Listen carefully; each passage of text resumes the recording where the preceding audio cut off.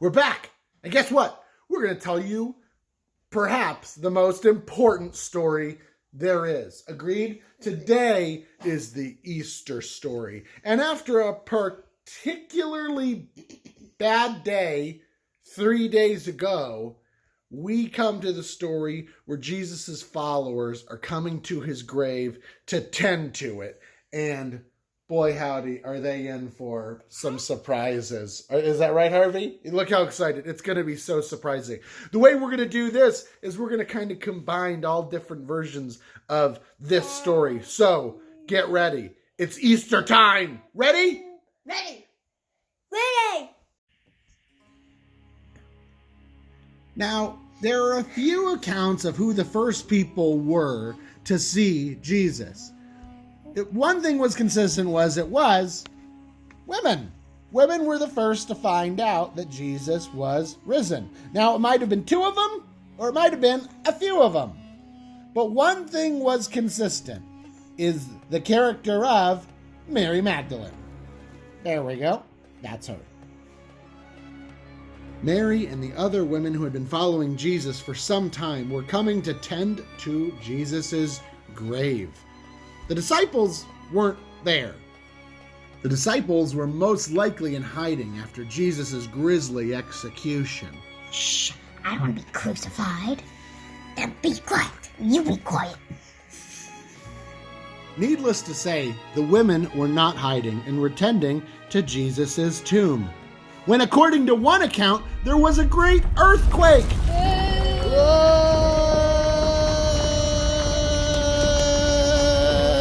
In the midst of the earthquake came a great crack of lightning and thunder as the tomb opened, and the guards were terrified. And above the tomb, like lightning, appeared a great angel. And it was so terrifying that the guards were like dead men. They fainted, right? Yeah, they fainted. Let's get out of here. I want some pizza anyways. The tomb was empty, and the lightning angel stood atop the tomb in all her righteous glory, and the women were shocked to realize what? Jesus isn't in there. Mary and the women were terrified, and the angel spoke to them. Why do you look for the Lord among the dead? I was pretty sure he was dead. Go, tell the disciples he has risen, and you will meet him in Galilee. The women departed with haste. Let's go tell him. On their way to tell the disciples, who would they meet on the way but Jesus? Robed in white, Jesus said, "Hey guys, don't be afraid. Did you see the angel?" Yeah. So he told you, "I'm back." So I'm back. If that was at all confusing, I'm back. Okay, yep. I know, it's kind of hard to believe. Hey, could you guys tell the disciples I'll meet them in Galilee? Yeah, that's what the angel said. Good. That's all I was just making sure it was clear. Yep. Okay. In another version, the women appeared to the tomb and the stone was removed and they couldn't find Jesus' body. And a man in white who was nearby said, "What are you doing? Hey, what are you doing?" Have you seen a body somewhere? Oh, you're looking for Jesus. Oh, he's gone. Yeah, totally gone. Yeah, but if you want, you could probably see him. He said he'd meet you all in Galilee. So, yeah. That guy seemed different to you. Well, he was dressed in all white, so. Well, let's go tell the disciples.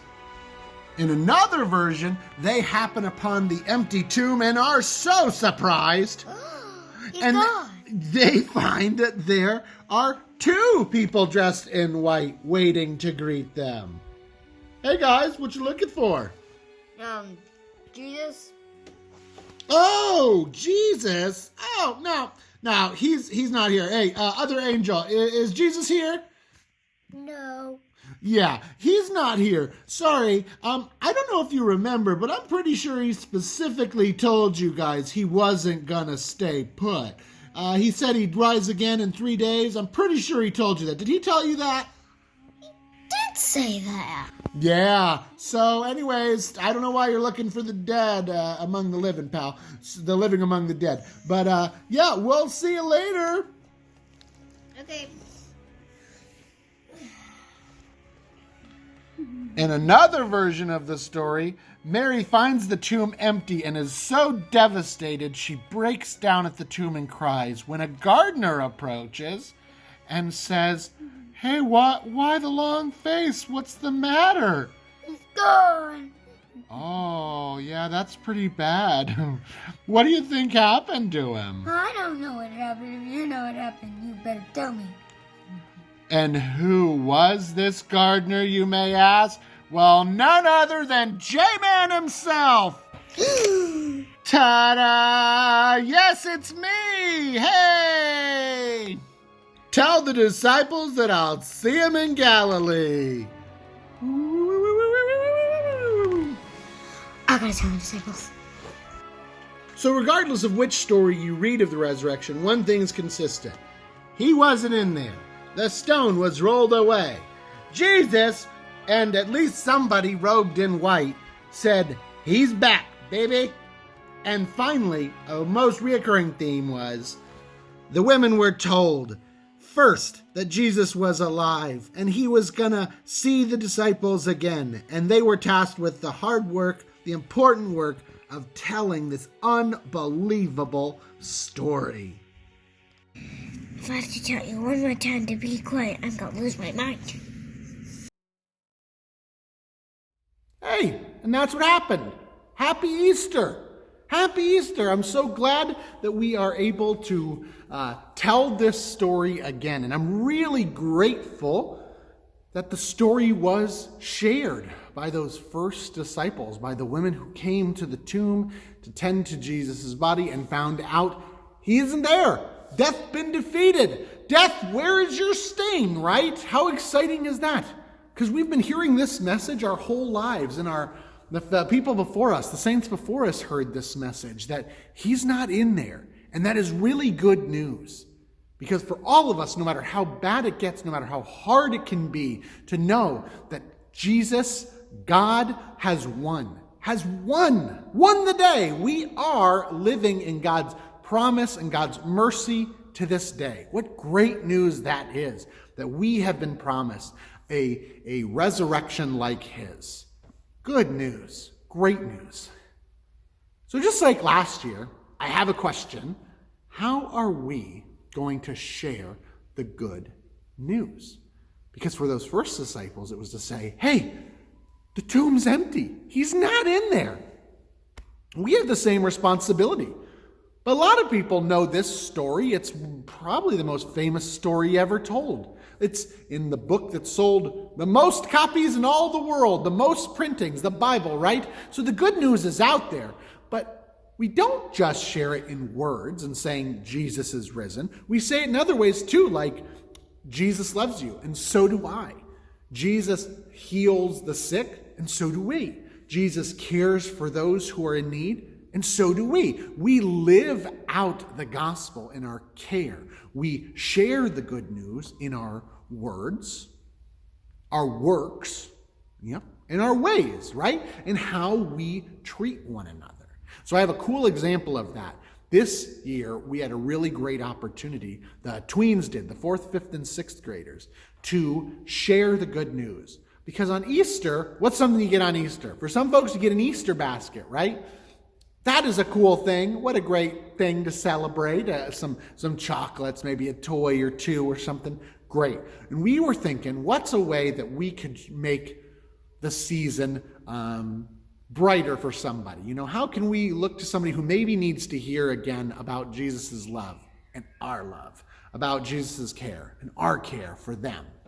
So we connected with GraceWorks, who does all sorts of great things for people who are in need. And we found an opportunity to some folks who are maybe living alone or maybe experiencing a little loneliness in this season. And we put together not an Easter basket full of candy and toys, but a little Easter bag, an Easter bag where we share a little bit of that resurrection spirit. So what would we do with that? Well, first things first, right? We got our little image here of new life as the season changes. We've got these lovely little flowers, right? An expression of God's growth, of mercy, of this season of new life, that from the ground something with life grows. The seed dies and the seed produces this beautiful flower. So with that, we made another symbol of this season, which you've probably seen a lot. It's actually in our windows right behind me. If you can see, let me see. You see that right up there? Right there. There's a little butterfly there. So we made a butterfly as well. We made these little clothespin coffee filter butterflies. And we're putting those with each flower as a little symbol of the new life that in challenging times we're promised in resurrection. That the worst thing is not the last thing that happens to us. So we did that, put that in there with a message on the bag of Happy Easter from the Good Shepherd tweens, the 4th, 5th, and 6th graders. And then finally, keeping with the spirit of things, some traditional, a little bunny, a little chocolate, just to say, hey, we're thinking about you, we love you, and Happy Easter. So that was a cool little project. We had a couple tweens come together. We made 40 of these bags to go to 40 residents, and it was really exciting.